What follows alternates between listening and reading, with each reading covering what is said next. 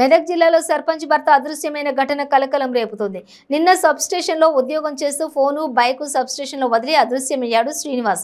నిన్నటి నుంచి ఝాన్సీ లింగాపూర్ గ్రామ సర్పంచ్ జ్యోతి భర్త శ్రీనివాస్ ఆచూకీ లభించలేదు. మరోవైపు మిస్సింగ్ కేసు నమోదు చేసుకుని రామాయంపేట పోలీసులు దర్యాప్తు చేస్తున్నారు. గ్రామ పంచాయతీ అభివృద్ధి కోసం అప్పులు తెచ్చి 40 లక్షలు ఖర్చు చేశామని, పెండింగ్ బిల్లులు రాక అప్పుల బాధతోనే తన భర్త అదృశ్యమైనట్లు సర్పంచ్ జ్యోతి చెబుతోంది.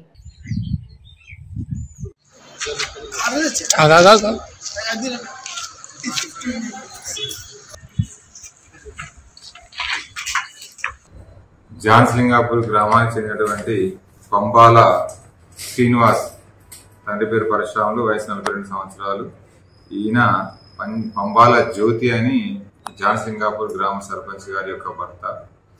అయితే సాయంత్రం 4 గంటల సమయంలో అతనికి వరుసకు అన్నటువంటి లింబాద్రికి ఫోన్ చేసి, ఇట్లా నేను ఉండట్లేదని వెళ్ళిపోతున్నా, మన ఉప సర్పంచ్ తర్వాత వార్డు మెంబర్లు గ్రామ పాలకవర్గం విషయంలో సహకరించడం లేదని నేను వెళ్ళిపోతున్నా అని చెప్పి అతను ఫోన్ చేసి పెట్టేసిందని, వెంటనే అతను ఈ శ్రీనివాసు భార్య అయినటువంటి జ్యోతికి ఇదే విషయాన్ని తెలిపితే, వెంటనే జ్యోతి వాళ్ళ అమ్మగారింటికి గజ్వేల్ పోతే, గజ్వేల్ నుంచి వచ్చేసరికి సబ్ స్టేషన్, అంటే ఇతను శ్రీనివాస్ సబ్ స్టేషన్ లో పనిచేస్తాడు, రామాయంపేట సబ్ స్టేషన్ లో.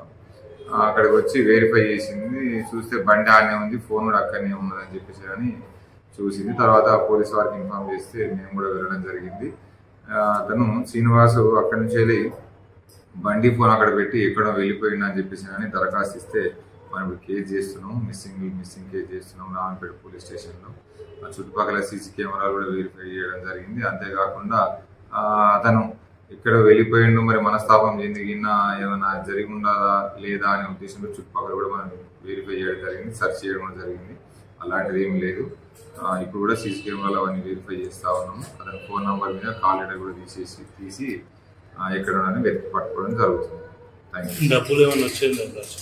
ఆ విషయం అయితే ఇప్పటివరకు అయితే ఏం చెప్పలేదు. డబ్బుల విషయం గురించి అలాంటిది ఏం చెప్పలేదు.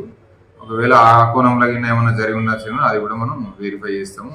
ఒకవేళ దానికి సంబంధించి ఎవరైనా బాధ్యులుగా ఎవరైనా ఉంటే కూడా వాళ్ళ కుటుంబ సభ్యుల స్టేట్మెంట్ ఆధారంగా మనం ఇన్వెస్టిగేషన్లో మొదలు పోవడం జరుగుతుంది.